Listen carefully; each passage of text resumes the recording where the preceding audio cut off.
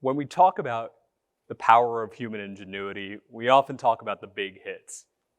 Going to the moon, curing disease, harnessing the sun's energy to power our homes. And it really is amazing the things that human beings are capable of when we really put our minds to it. We can overcome the biggest obstacles, solve the most intractable problems, do things that we could have never dreamed of. But if you really want to get a ground level view of the things that human beings are capable of, you don't have to go to a Smithsonian or a laboratory or a high-tech manufacturing center. All you need to do is go to a McDonald's around 11:30 p.m. on a Friday night in Midtown Atlanta. There, you're gonna see dozens and dozens of customers lining up for their McDoubles and their McChickens. You're gonna see lines out the door. Fair warning, you are probably going to see a fair number of drunk people. You'll see people trying to walk through the drive-through lane. If you've seen it before, you know what I'm talking about. But despite all the chaos and the crowds that you see, if you find yourself at a McDonald's late at night, you'll come to realize that despite the long lines, people generally get their food without too much of a hassle. And the same is true of hundreds of other fast food chains across this country. They have cracked the code on how to manage long lines, whether it's the Chick-fil-A drive-through lane or the Sparrows at Hartsfield-Jackson. Now, my name is Rahul Garabadu, and I am not a McDonald's spokesperson. I don't work in the food industry at all. I'm actually a voting rights litigator, which means that I go to court to make it easier to cast a ballot for Georgians across the state. And the reason I became so interested in late night McDonald's lines is A, I am a fast food addict, but B, because Georgia has some of the longest lines in the country when it comes to voting. And these long lines at the polls, they disproportionately affect Black and brown voters. In every election, studies are done, reports are written. There are actually scientists at MIT who have studied long lines in Georgia. They've come up with complex algorithms, figured out what kind of variables we need to tinker with to reduce wait times. Policymakers have all the tools they need to address this problem. But election after election after election, this problem persists. And this is one of the things that's most frustrating about voting in America. There are so many problems like long lines that are eminently solvable problems. The reason they don't get solved is because either no one gives it enough attention, or more likely, because no one wants to give it enough attention, because it serves some kind of partisan aim. And unlike McDonald's, the folks in charge aren't losing money when they're not addressing issues like long lines. Now, I got involved in voting in Georgia because of these eminently solvable issues. There were so many problems like these that could easily be solved. I had actually originally gone to law school to work on elections internationally, but during the 2018 election cycle, I came back home to Georgia and worked on that election. And during that election cycle, problems that had always existed in Georgia elections, they were magnified under the national spotlight. And it started to feel a little more than hypocritical to go thousands of miles away to work on elections when my backyard was on fire. So I made it my life's mission to get back to Georgia, my home, and help make it easier to vote, especially for voters of color, voters with disabilities, voters with limited English proficiency. And I'm happy to report that after about 3 or 4 years of working in elections, mission accomplished. Voter suppression, it's a thing of the past. We're done. We can pack our bags and go home now. Yeah, I'm 100% kidding. Unfortunately, I have a lot of job security right now.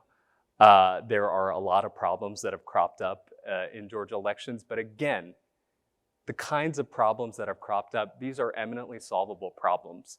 Problems of our own making, problems that stem from politicization.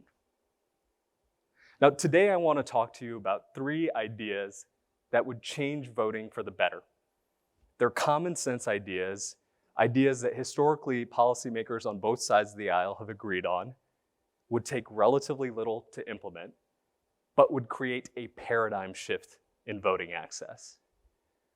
The first idea I want to talk to you about today is something called the vote center model.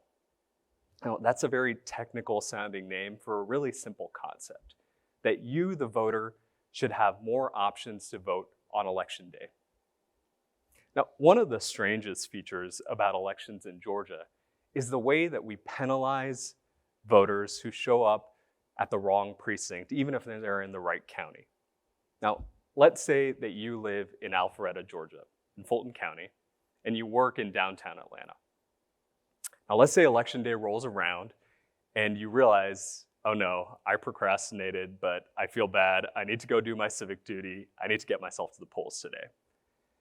So during your lunch break at work, you realize, oh, there's a Fulton County voting location right around the corner from work. I'm gonna slip out during lunch, make it through the lunch rush, and vote then. So you do all that, and right before you check in, someone tells you, sorry, you actually can't vote here. It's not your assigned precinct. So at that point, you have 2 options. You can either come back at 5 to that wrong polling location, sign some paperwork, tell them why you couldn't get to your right polling location and vote in a subset of elections. Or after work, you can try to make it back to your Alpharetta precinct. Good luck with Atlanta traffic. And hope you make it there before the polls close. Those aren't great options, but unfortunately, those are the kinds of options that thousands of voters faced in the last election here in Georgia. And what makes it more frustrating is that during the early voting in-person period that happens 3 weeks before Election Day, a voter in Fulton County can vote at any early voting site in the county. It doesn't matter if they live in Alpharetta, Milton, Atlanta. As long as they're in Fulton County, they can vote anywhere. And that's because in the early voting period, we use the vote center model. And we're capable of giving someone their personalized ballot wherever they are in the county. But on election day, that magically changes, and it's like, sorry, wrong number, you might be disenfranchised. In order to make elections easier, we need to implement the vote center model on election day. Now, the second idea I want to talk to you about today is the idea of getting time off to vote. But before we talk about that, I want to talk about why it is that we vote on the day we do here in the United States of America. You see, back in 1845, Congress set Election Day to be the first Tuesday after the first Monday in November. That's a very specific date. But the reason that Congress set the election day for that day was because they were thinking about the people who could vote. And at the time, that was a very, very, very small subsection of the American population, mostly white landowning males. But in 1845, Congress thought about all the needs and issues that these voters might face, and they picked that very specific date. Now, they picked a Tuesday because it wouldn't interfere with going to church on Sunday and observing the Sabbath, so you wouldn't have to travel that day. And you could make it back in time for markets that happened on Wednesday. They picked November because it was kind of like a sweet spot for farmers. If you had picked a date in early spring or summer, that would have interfered with planting season. If you had picked a date too early in the fall, it would have interfered with the harvest. Too late in the winter, and then you're looking at cold weather that for the northern states might have gotten a little unpleasant. And so Congress made all of these considerations when picking this date. They wanted to make voting easy and accessible for that small segment of the American population that could vote, as easy as the 1845 version of rolling into McDonald's. But now we're 2 centuries away from that logic. And thankfully, a bigger swath of the American population can now vote. But since we're 2 centuries away from that logic, it might be worth rethinking about why we vote the way we do. So one of the options that gets thrown out a lot is the idea of making Election Day a state or federal holiday. But there are problems with that idea too. For parents of children who go to school, now you have to worry about childcare on a day that you didn't have to worry about it before. And there are folks who might not get off on, state or federal holidays. So maybe that's not the best option. Another option that gets batted around and is actually in front of our state legislature right now is the idea of mandating employers to give employees time off to vote, either during the early voting period or on Election Day. Now, whichever one of these options we choose, we have to make sure that people voting aren't having to choose between a paycheck and participating in their democracy. We have to create a culture where voting is accessible, because our democracy, it only works if everyone has access to the ballot. Now, the third idea I want to talk to you about today has gotten a little spicy in recent years, but had 16 years under the bipartisan sun. I want to talk to you about absentee by mail voting. Now, not a lot of folks know this, but back in 2005, when Republicans took control of the legislature, it was Republicans who pushed for the idea of voters being able to cast a ballot from home without needing any official excuse. It was actually Democrats at the time who opposed the system because it was a system they said that was ripe for abuse. Thankfully, those fears never materialized.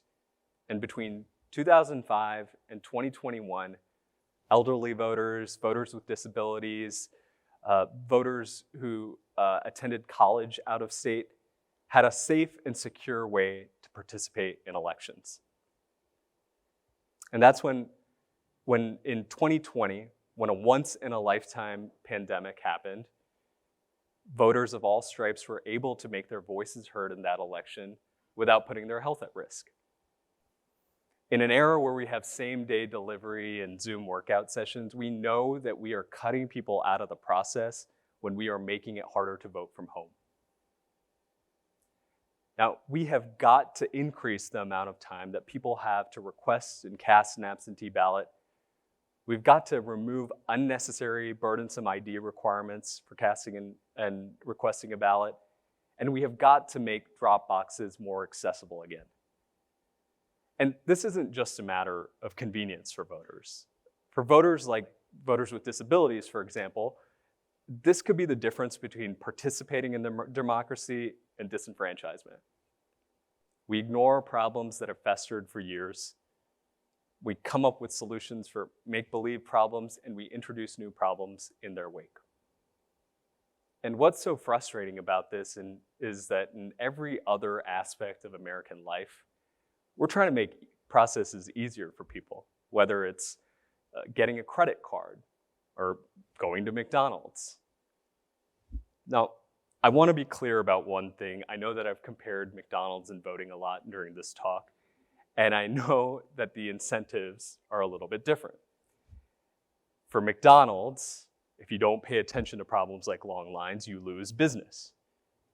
In voting, there are politicians and parties that think that by keeping problems like this, you stay in business, the business of governance.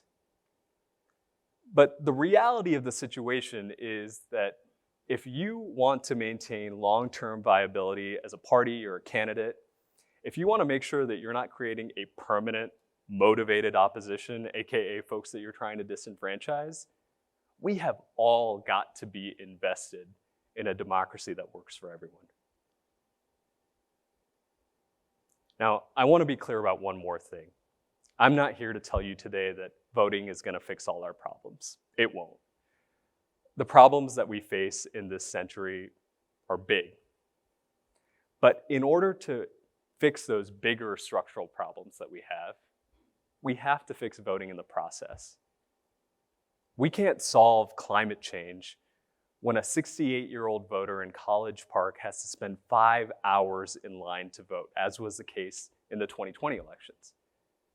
We can't solve the opioid epidemic when a college student in California had to contemplate spending $500 to fly into Georgia to cast her very first ballot because the absentee ballot regime failed her, as was the case in 2022.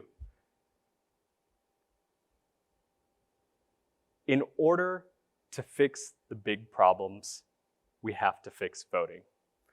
So while we're thinking about building the next electric car, while we're thinking about getting humans on Mars, while we're thinking about making fast food faster and faster and faster, we've also got to think about voting. And the good news is we know exactly how to fix it. Thank you.